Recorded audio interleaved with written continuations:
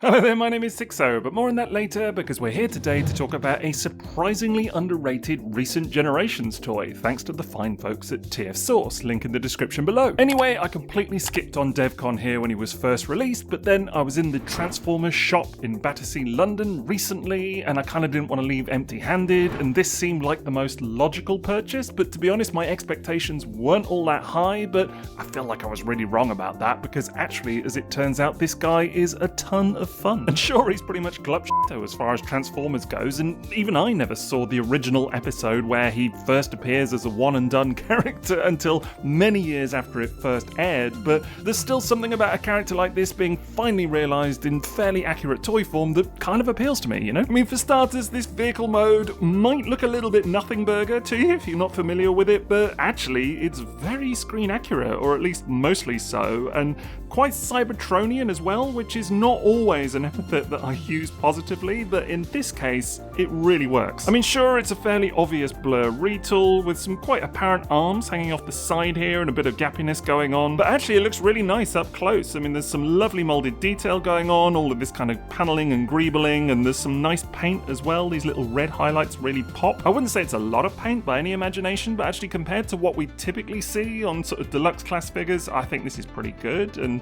does look really nicely applied as well. This silver, even on areas such as the arms, is really cool. Even his little jet booster things are painted red, which is weird because they're blue plastic. I'm sure there's a sort of logical production reason for that, like room on the sprue or whatever, and it was cheaper to do it this way, but the result is actually really nice. So whatever the case, I like that it is painted. It adds a bit to the finish. And again, I just love all of this kind of detail there, you know, just adds a bit of something. It's super cool. And yeah, you know, if you flip him over, you've got some obvious robot mode kibble going on there. I mean, that's his feet hanging out there and yeah, whatever else, but who's going to display it upside down, right? Like nobody. And actually, I don't think it's that bad even then. And again, from a top-down view, I think this looks pretty good, honestly. Like, I have to marvel at how screen accurate this is, as I say, because it really could just not have been. Like, they could have totally fudged it, and they didn't. It's actually quite slabbish, and I'm really impressed by that. I'm sure it's entirely non-intentional, but one thing I do find kind of funny is that in the show, this is his little cockpit section just here that kind of flips open, and actually you can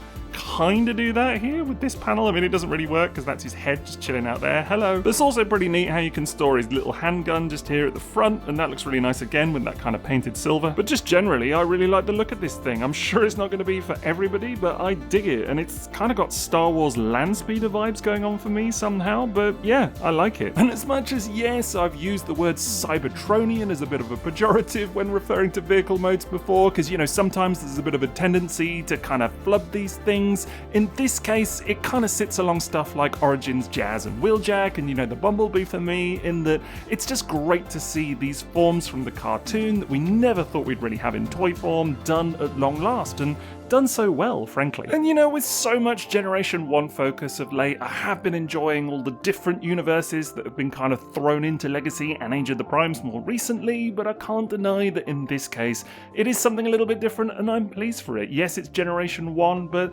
again, it's something we've never had before, and I just think they've done a really good job with it overall. Now, transformation's pretty easy as well, but it does involve a wee bit of parts forming, because you have to remove his gun and these two little bits at the back just there as well, which some may not appreciate. Don't bother me though, and then once you've done that, you can just fold that whole back assembly around like that, then just untab those arms at the sides, and then the hands in here are very neatly stowed away on this little twist mechanism, which is kind of fun. They just fold back like so. Then you want to untab his feet from the bottom just there and flip those bits out to the sides. That will enable you to flip the legs round and into place, and then you can just close those back bits up and kind of fold the feet down. And then if you come around to the front, of course, those feet just kind of click on little ratchets into place, and then you can just split the legs in half, at which point that backpack can come down and kind of click into place, and then just fold that back panel all the way down like so. Very straightforward transformation, quite a lot of fun too, actually. I mean, everything tabs together really nicely, clicks into place nicely, it's very repeatable. I've been having a lot of fun with it, and dare I say, it spits out a surprisingly handsome and screen-faithful robot mode. Like, this just looks really, really good in my opinion. Now, the face sculpt is maybe a little bit generic, I don't know, it's not like my favourite or anything, but it's okay, and it does do a fairly good likeness of the character, and I do do like his little head thingy going on here. That's really cool. I do think the Autobot logo on the chest there could have maybe done with a bit of white backing to help it stand out, but otherwise there's quite a nice bit of paint here again,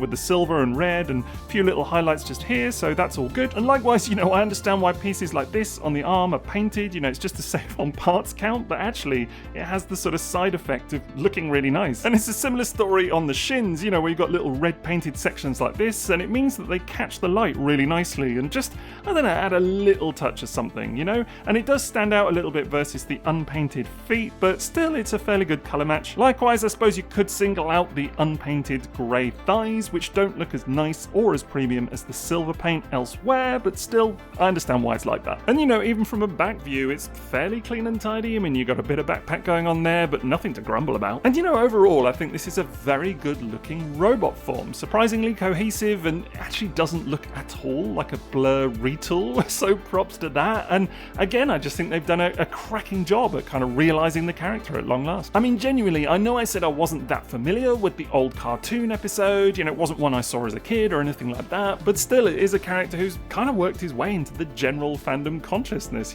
so actually having him here in front of me at long last is kind of weird, if anything, but really good. Articulation's okay as well. I mean, the head will move quite freely from side to side and you get a little wiggle back and forth. Now, the arms are essentially what you might expect. They'll come all the way up at the shoulders. There is a little bicep rotation just above the elbow, just there. Get about a 90-degree bend at the elbows themselves, but nothing in the wrists or hands. There is waist swivel though, and again, you get about a 90-degree bend at the hips and similar at the knees, and there is also a bit of thigh rotation going on in there, and a decent ankle tilt, and again, a bit of a clicky ratchet in those feet, if indeed that's something that you want to use. All of which means that he's not like super posable or anything like that, but he gets the job done, and he's actually quite a lot of fun to mess with. Now, in terms of accessories, of course, you've got his little gun, which can just peg into his hand like so. Alternatively, you can kind of go the slightly more screen accurate route and place it on his arm, which is where it is in the cartoon. As for these red rocket pieces, they can kind of tab in quite neatly on the back of his legs, and that doesn't look too bad. Again, I'm sure someone's going to cry parts forming, but I actually don't think this counts because they're kind of like accessories, if anything. Anyway, with those in place, it kind of fills out the silhouette a little bit, and they do look pretty tidy, I think. Alternatively, they can go into these peg holes in his back, and that is kind of like a jetpack, I guess. I think that's pretty cool. It kind of works. Definitely starts to stick out a little bit, though, from a side view, right? So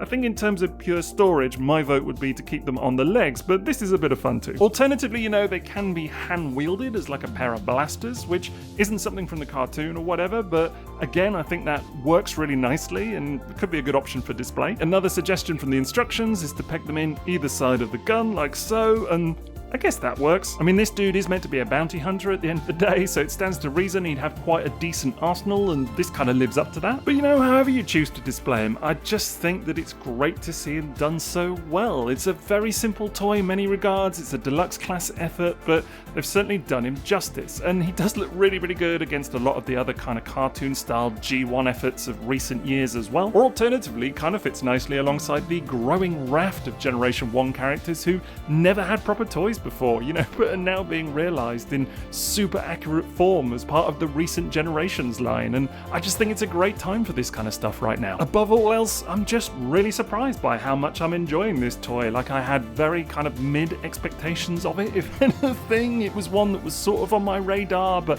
I was quite happy to let go, and then actually I picked him up on a bit of a whim, and he turned out to be tons of fun. So what can I say? If you're on the fence with this guy, it's a recommend from me, and in my case, a very definite toot.